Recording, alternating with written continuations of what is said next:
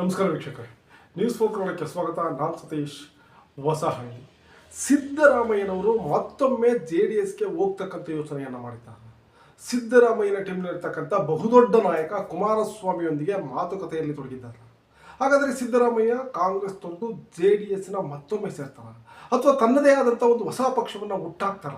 2028ಕ್ಕೆ ಸಿದ್ದರಾಮಯ್ಯ ಯಾವ ಚಿಹ್ನೆಯಡಿ ಸ್ಪರ್ಧೆಯನ್ನು ಮಾಡ್ತಾರೆ? ಎಲ್ಲವನ್ನ ನಾನು ನಿಮ್ಮ ಮುಂದಿರ್ತಾ ಹೋಗ್ತೀನಿ ವೀಕ್ಷಕರೇ. ಅದಕ್ಕೂ ಮೊದಲು ನೀವು ನಮ್ಮ ಚಾನಲ್ನ ಸಬ್ಸ್ಕ್ರೈಬ್ ಮಾಡಿಲ್ಲ ಅಂದ್ರೆ ಈಗಲೇ ಮಾಡಿ, ಪಕ್ಕದಲ್ಲಿರ್ತಕ್ಕಂಥ ಬೆಲ್ ಬಟನ್ ಕ್ಲಿಕ್ ಮಾಡಿದ್ರೆ ಎಲ್ಲ ಅಪ್ಡೇಟ್ಸ್ ನಿಮ್ಮನ್ನು ತಲುಪುತ್ತೆ. ಎಸ್, ಕರ್ನಾಟಕದಲ್ಲಿ DK ಶಿವಕುಮಾರ್ ಅವರು ಮುಖ್ಯಮಂತ್ರಿ ಆಗಿದ್ದೇ ಆದರೆ ಕರ್ನಾಟಕ ಕಾಂಗ್ರೆಸ್ ಇಬ್ಬಾಗ ಆಗೋದ್ರಲ್ಲಿ ಎರಡು ಮಾತಿಲ್ಲ ವೀಕ್ಷಕರೇ. 100ಕ್ಕೆ 100 ಸಿದ್ದರಾಮಯ್ಯ ಟೀಮ್ ಕಾಂಗ್ರೆಸ್ನಲ್ಲಿ ಇರಲ್ಲ.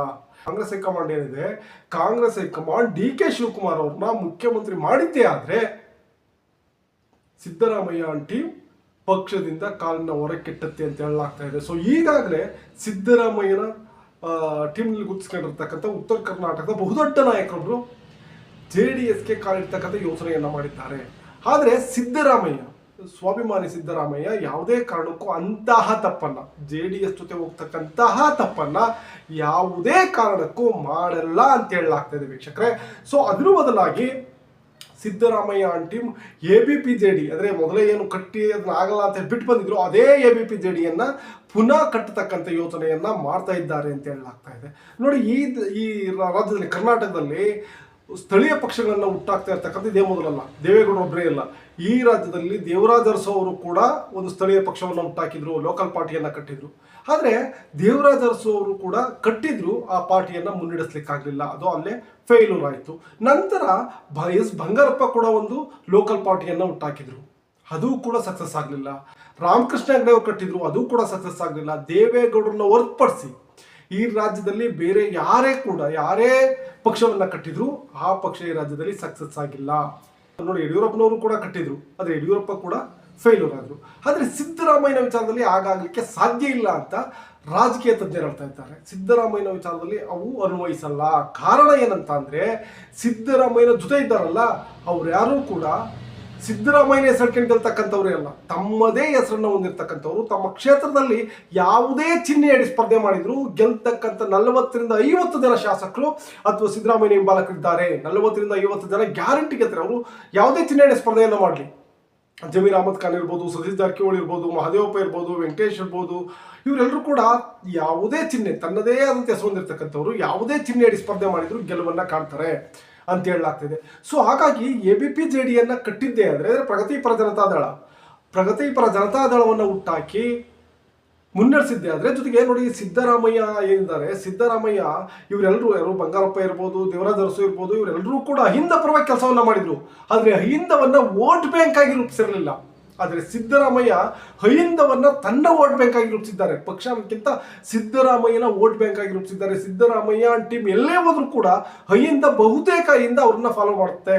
60 to 70% ಅಹಿಂದ ವೋಟು ಸಿದ್ದರಾಮಯ್ಯನ ಫಾಲೋ ಮಾಡ್ತೇವೆ ಅನ್ನೋ ಮಟ್ಟಕ್ಕೆ ಸಿದ್ದರಾಮಯ್ಯ ಇವತ್ತು ಅಹಿಂದವನ್ನ ಬಿಲ್ಡ್ ಮಾಡಿದ್ದಾರೆ. ಅದೆಲ್ಲರ ಜೊತೆಗೆ ನೋಡಿ, ಸಿದ್ದರಾಮಯ್ಯ ಒಂದು ವೇಳೆ ABPJDಯನ್ನು ಕಟ್ಟಿ ಹೊರಗಡೆ ಬಂದಿದ್ದೆ ಆದರೆ, ಒಂದು ಸಿದ್ದರಾಮಯ್ಯನ ಹೆಸರು, ಈಗಾಗಲೇ ಸಿದ್ದರಾಮಯ್ಯ ಮಾಡಿರ್ತಕ್ಕಂಥ ಪ್ರಗತಿಪರ ಯೋಜನೆಗಳು, ಒಂದು ಏನು ಜನಪರ ಯೋಜನೆಗಳನ್ನು ಮಾಡಿದ್ದಾರೆ, ಆ ಯೋಜನೆಗಳು ಸಿದ್ದರಾಮಯ್ಯ ಬೆಂಬಲಕ್ಕಿರ್ತವೆ. ಜೊತೆಗೆ ಅವ್ರ ಜೊತೆ ಬರ್ತಕ್ಕಂಥ ನಾಯಕರುಗಳು ಕೂಡ ಸಿದ್ದರಾಮಯ್ಯ ಇರಲಿ ಅಥವಾ ಇಲ್ಲದೇ ಇರಲಿ ಅವರು ಗೆದ್ದು ಬರ್ತಕ್ಕಂಥ ಶಕ್ತಿ ಇರ್ತಕ್ಕಂಥ ನಾಯಕರು. ಹೀಗಾಗಿ 100 ಕ್ಷೇತ್ರಗಳಲ್ಲಿ 2028 ಚುನಾವಣೆಯಲ್ಲಿ 100 ಕ್ಷೇತ್ರಗಳಲ್ಲಿ ತನ್ನ ABPJD ಅಭ್ಯರ್ಥಿಯನ್ನು ಹಾಕಲಿಕ್ಕೆ ಯೋಚನೆಯನ್ನು ಮಾಡಿದೆ. ಈಗಾಗಲೇ ಆ ವಿಚಾರವಾಗಿ CM ಇಬ್ರಾಹಿಂ ಇರ್ಬೋದು, ಸತೀಶ್ ಜಾರಕಿಹೊಳಿ ಇರ್ಬೋದು, ಅಥವಾ ಬೇರೆ ಯಾರಿದ್ದಾರೆ ಅವರೆಲ್ಲರೂ ಒಂದು ರೌಡಿನ ಚರ್ಚೆಯನ್ನ ಮಾಡಿದ್ದಾರೆ. ಒಂದು ವೇಳೆ DK ಶಿವಕುಮಾರ್ ಈ ರಾಜ್ಯಕ್ಕೆ ಮುಖ್ಯಮಂತ್ರಿಯನ್ನಾಗಿ ಮಾಡಿದ್ದೇ ಆದರೆ ನಾವು ಪ್ರಗತಿಪರ ಜನತಾದಳವನ್ನು ಕಟ್ಟಿ ABPJDಯನ್ನು ಕಟ್ಟಿ ಮುನ್ನಡೆಸೋಣ ಅಂತ. ಆದರೆ ಹೇಳ್ಬೋದು, ಎಲ್ಲಪ್ಪ ಈ ಮೊದಲೇ ಸಿದ್ದರಾಮಯ್ಯ ಪಕ್ಷವನ್ನು ಕಟ್ಟಿದ್ರು, ಅದನ್ನು ಮುನ್ನಡೆಸಲಿಕ್ಕಾಗದೆ ಅವರು ಫೇಲ್ಯೂರ್ ಆದ್ರು ಅಂತ. ಆದರೆ ಆಗ ಏನಿತ್ತು ಪರಿಸ್ಥಿತಿ ಅಂದರೆ, ಸಿದ್ದರಾಮಯ್ಯ ಟೀಮಲ್ಲಿ ಸತೀಶ್ ಜಾರಕಿಹೊಳಿಯನ್ನು ಹೊರತುಪಡಿಸಿದ್ರೆ ಮತ್ತಿನ್ಯಾರು ಕೂಡ ಹಣಕಾಸಲ್ಲಿ ಅಷ್ಟೊಂದು ಸಮೃದ್ಧವಾಗಿರಲಿಲ್ಲ.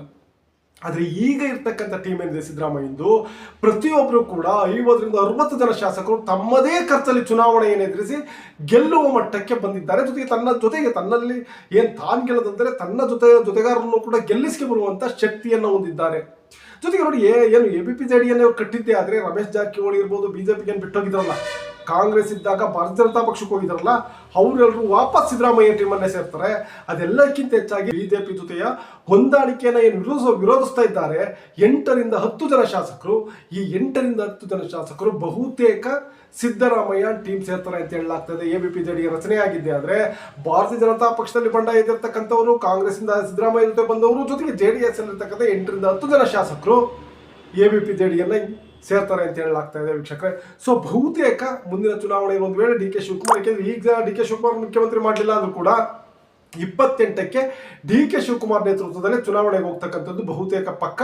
ಡಿ ಕೆ ಶಿವಕುಮಾರ್ 28ಕ್ಕೆ ಮುಖ್ಯಮಂತ್ರಿ ಆಗೇ ಆಗ್ತಾರೆ ಅಂತ ಹೇಳಲಾಗ್ತಾ ಇದೆ. 28ಕ್ಕೆ ಸರ್ಕಾರ ಬಂದಿದ್ದೆ ಆದರೆ ನೇರವಾಗಿ ಡಿ ಕೆ ಶಿವಕುಮಾರ್ ಅವ್ರನ್ನ ಮುಖ್ಯಮಂತ್ರಿ ಮಾಡ್ತಾರೆ. ಸೊ ಹಾಗಾಗಿ 2028ಕ್ಕೆ ಸಿದ್ದರಾಮಯ್ಯ ಟೀಮ್ ಈಗಾಗಲೇ ನೀಲಿ ನಕ್ಷೆಯನ್ನು ತಯಾರು ಮಾಡಿದೆ. ಯಾವ ರೀತಿ ಸ್ಪರ್ಧೆಯನ್ನು ಮಾಡಬೇಕು, ಯಾವ್ಯಾವ ಕ್ಷೇತ್ರಗಳು ಗೆಲ್ತೀವಿ, ಎಲ್ಲಿ ಸ್ಪರ್ಧೆಯನ್ನು ಮಾಡಬೇಕು ಅಂತ. ಸೊ ಆಗ ನೋಡಿ, ಒಂದು ವೇಳೆ ಎಬಿಪಿ ಜೆಡಿ ಬಂದು ಆ ಒಂದು ಪಾರ್ಟಿ 40ರಿಂದ 50 ಸ್ಥಾನಗಳನ್ನು ಗೆದ್ದರೆ ಕಿಂಗ್ ಮೇಕರ್ ಆಗುತ್ತೆ. ಒಂದು ಕಡೆ JDS ಇರುತ್ತೆ, ಮತ್ತೊಂದು ಕಡೆ ಬಿಜೆಪಿ, ಕಾಂಗ್ರೆಸ್ ಎಲ್ಲ ಕಡೆ ಓಟ್ ಹಂಚಿಕೆಯಾಗಿ ಸಮ್ಮಿಶ್ರ ಸರ್ಕಾರ ರಚನೆ ಆಗುತ್ತೆ. ಆಗ ಸಿದ್ದರಾಮಯ್ಯ ಏನು ಹೇಳ್ತಾರೋ ಅದನ್ನೇ ಎಲ್ಲ ಪಾರ್ಟಿಗಳು ಕೇಳಬೇಕಾಗುತ್ತೆ. ಬಿಕಾಸ್ ಸಿದ್ದರಾಮಯ್ಯ ಕಿಂಗ್ ಮೇಕರ್ ಆಗ್ತಾರೆ. ಸೊ ಹಾಗಾಗಿ ಇಲ್ಲಿ ಪ್ರಗತಿಪರ ಜನತಾದಳವನ್ನು ಹುಟ್ಟಾಕ್ತಕ್ಕಂಥ ಯೋಜನೆಯನ್ನ ಸಿದ್ದರಾಮಯ್ಯ ಟೀಮ್ ಮಾಡಿದೆ ಅಂತ ಹೇಳಲಾಗ್ತಾ ಇದೆ ವೀಕ್ಷಕರೇ. ಜೊತೆಗೆ ಸತೀಶ್ ಜಾರಕಿಹೊಳಿಯನ್ನ 28ಕ್ಕೆ ಮುಖ್ಯಮಂತ್ರಿ ಅಭ್ಯರ್ಥಿಯನ್ನಾಗಿಟ್ಟು ಅಹಿಂದ ಓಟನ್ನೇ ಮುಖ್ಯವಾಗಿ ಕ್ಯಾಪ್ಚರ್ ಮಾಡುವ ಮುಖಾಂತರ ಕರ್ನಾಟಕದಲ್ಲಿ ಮತ್ತೊಮ್ಮೆ ಸಿದ್ದರಾಮಯ್ಯ ಅಧಿಕಾರವನ್ನು ಇರ್ತಕ್ಕಂಥ ಯೋಜನೆಯನ್ನ ಮಾಡ್ತಾ ಇದ್ದಾರೆ ಅಂತ ಹೇಳಲಾಗ್ತಾ ಇದೆ ವೀಕ್ಷಕರೇ.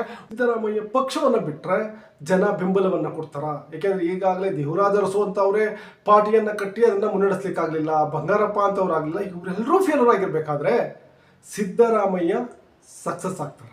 ದೇವೇಗೌಡರ ಗರಡಿಯಲ್ಲಿ ಪಳಗಿರ್ತಕ್ಕಂಥ ಸಿದ್ದರಾಮಯ್ಯ ದೇವೇಗೌಡರ ರೀತಿಯಲ್ಲೇ ಪಕ್ಷವನ್ನು ಮುನ್ನಡೆಸ್ತಾರ. ಈ ರಾಜ್ಯದಲ್ಲಿ ಕಿಂಗ್ ಮೇಕರ್ ಆಗಿ ಹೊರಹೊಮ್ಮುತ್ತಾರೆ. ನಿಮ್ಮ ಅನಿಸಿಕೆ ಅಭಿಪ್ರಾಯಗಳನ್ನು ಕಮೆಂಟ್ ತಿಳಿಸಿ. ವಿಡಿಯೋ ಇಷ್ಟ ಆದರೆ ಲೈಕ್ ಮಾಡಿ, ಶೇರ್ ಮಾಡಿ, ತಪ್ಪದೆ ಚಾನಲ್ ಸಬ್ಸ್ಕ್ರೈಬ್ ಮಾಡಿ. Thank you.